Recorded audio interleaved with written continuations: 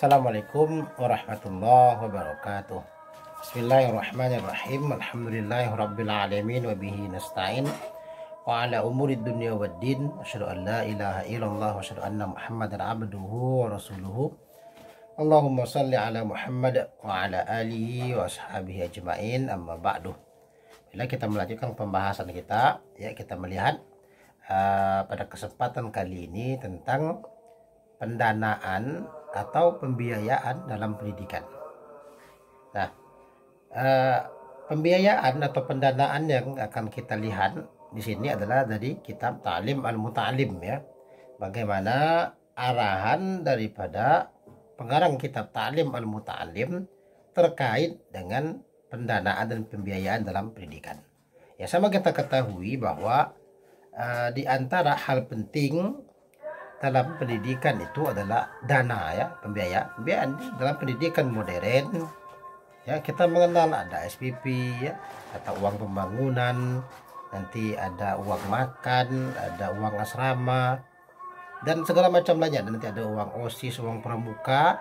Nah, kita akan melihat bagaimana di masa lalu terkait pendanaan atau pembiayaan dalam pendidikan ini.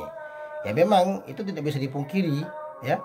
Bahkan pengarang kitab Ta'lim Al-Muta'allim Syekh Zanudi ada dalam suatu pasal fil jiddi wal muwadhabah, ya, dalam pasal kesungguhan, ya, pasal kesungguhan, ketekunan dan segala macam. Di sini dibahas di antara poin-poinnya, di sana ada menyangkut poin masalah pendanaan, ya.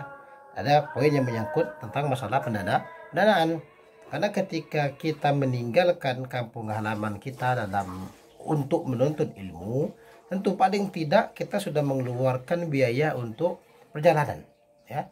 Sudah mengeluarkan biaya untuk perjalanan, untuk makan, ya, untuk tempat tinggal, membeli buku dan segala macamnya. Itu sudah pasti menuntut adanya biaya yang cukup besar, ya, menuntut biaya yang cukup besar, sehingga dikatakan bahwasanya waqila yuhtaju fit ta'allumi wat tafaqquhi ila jiddi salasatin. Waqila, dan dikatakan yuhtaju, dibutuhkan fit ta'allumi, dalam proses pembelajaran, wat tafaqquhi, dan dalam proses tafaqquh, ya, pemahaman itu, ila jiddi salasatin, pada kesungguhan tiga pihak. Jadi kesuksesan pembelajaran itu membutuhkan kesungguhan dari tiga pihak. Yang pertama apa? Al-muta'allimi wal ustadi wal abi. Ini ada tiga hal ini, ya. Ini dibutuhkan betul dalam pembelajaran. Pertama ada namanya muta'allim. Oknum penting dalam pendidikan yang pertama muta'allim. Ya, muta'allim ini adalah muridnya. Ya, muta'allim ini adalah murid. Karena apa? Dia yang belajar.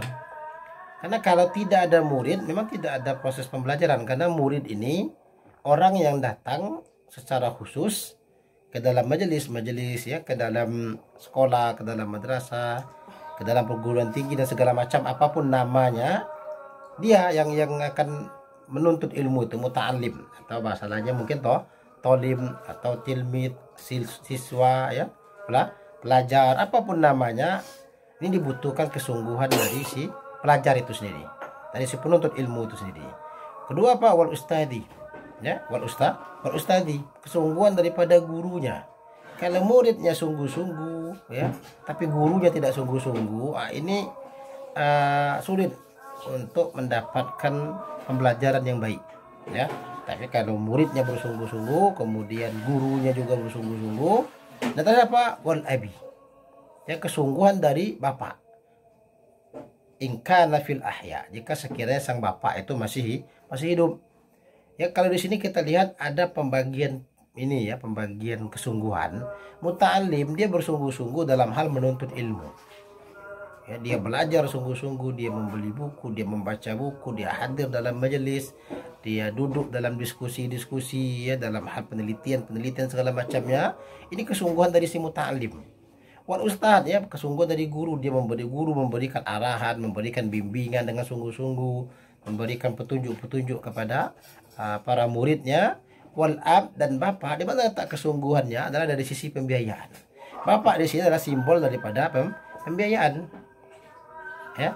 Karena sang murid sibuk belajar, tentunya tidak punya waktu khusus untuk bekerja. Ya, tidak punya waktu khusus untuk bekerja. Nah, begitu juga guru, dia sudah menyediakan waktu khususnya untuk memberikan pelajar, memberikan pengarahan kepada para muridnya. Nah, sekarang tinggal dari orang tua si muta'alim, ya, orang tua dari si murid, orang tua dari si pelajar ini juga bersungguh-sungguh dalam membiayai pendidikan. Dalam artian kebutuhan anaknya dalam proses pembelajaran itu dia tanggung. Begitu juga hal-hal terkait dengan kebutuhan guru sang anak juga mesti dia tanggung. Ya, juga mesti dia tanggung. Nah, ini di sini baru muncul ketika tiga belah pihak ini, murid bersungguh-sungguh belajar, guru bersungguh-sungguh dalam memberikan bimbingan, orang tua bersungguh-sungguh dalam membiayai proses bimbingan atau proses pendidikan yang diberikan guru dan kepadamu murid yang merupakan anaknya ini, maka pembelajaran itu akan sempurna.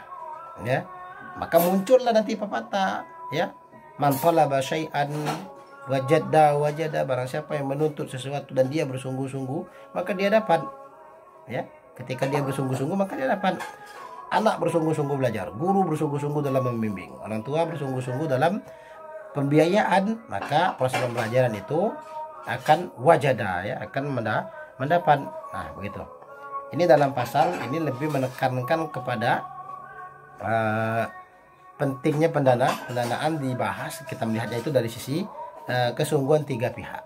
Artinya ada pembagian tugas kepada tiga pihak ini. Murid tugasnya belajar dengan sungguh-sungguh, guru tugasnya mengajar atau membimbing dengan sungguh-sungguh, orang tua bersungguh-sungguh dalam pembiayaan. Jadi orang tua tidak usah ngeluh, anak saya biayanya mahal segala macam. Memang betul, ya. Dalam proses pembelajaran biayanya mahal, beli kitab, beli buku, ya, beli alat-alat, bukannya beli bayar sewa tempat tinggal, biaya makan, kemudian biaya transport kalau sekiranya membutuhkan transport segala macamnya, ini kan butuh biaya. Belum lagi nanti kita memberikan sedikit bantuan kepada para guru yang telah meluangkan waktunya untuk mendidik sang anak. Ini di pasal fil jiddi, ya, pasal dalam hal kesungguhan, sungguh dalam biaya, sungguh dalam hal pendanaan. Jadi belajar ya mikir-mikir dulu dananya, ada uangnya atau tidak, ya, ada bisa menutupi kebutuhan atau tidak. Ini penting. Nah, itu. Lalu kemudian dalam pasal fi bidayatis sabaki, ya, pada pasal permulaan belajar. Nah, di sini juga ada dibahas pembahasan singkat tentang masalah pembiayaan atau pendanaan dalam pendidikan. Dalam pasal ini disebutkan adalah pa'inkana la budda li talibil ilmi minal kasbi li nafaqatil iyali wa ghairihi. Nah, ini terkait dalam hal, ya, kalau tadi mungkin pendanaannya ditanggung oleh orang tua. Dan sekarang bagaimana kalau dia tidak memiliki sumber dana? Ya, bagaimana kalau dia tidak memiliki sumber dana? Maka la budda, tidak mesti si penuntut ilmu ini tadi minal kasbi. Dia mesti usaha. Ya, masa kita yang mungkin ada yang kerja sambil sekolah, kerja sambil kuliah dan segala macamnya kan begitu. Maka mau tidak mau dia untuk berusaha. Linafaqatil iyali wa ghairihi, untuk menafkahi keluarganya atau selainnya. Nah, kan ada nanti orang yang sudah berkeluarga, dia masih belajar. Ya, karena proses pembelajaran itu kan dari mulai dia lahir sampai dia mati.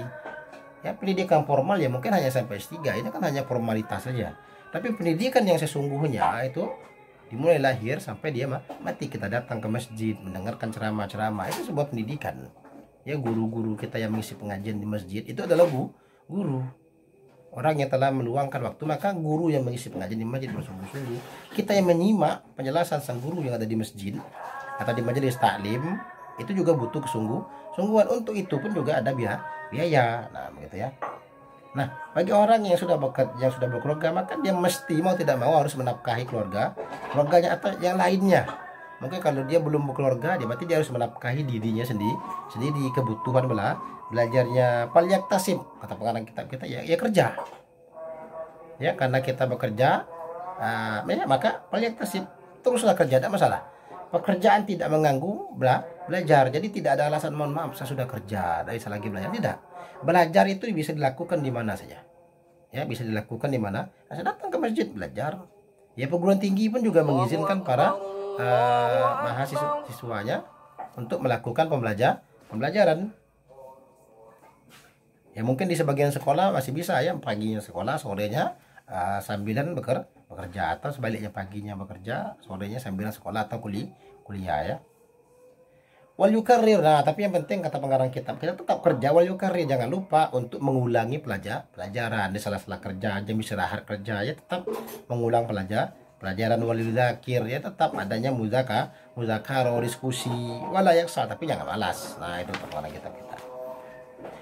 Walaysa li sahihil aqli wal badani udrun fi tarki ta'allumi wat tafaqquhi. Nah, ini poin pengarang kitab kita memberikan nasihat.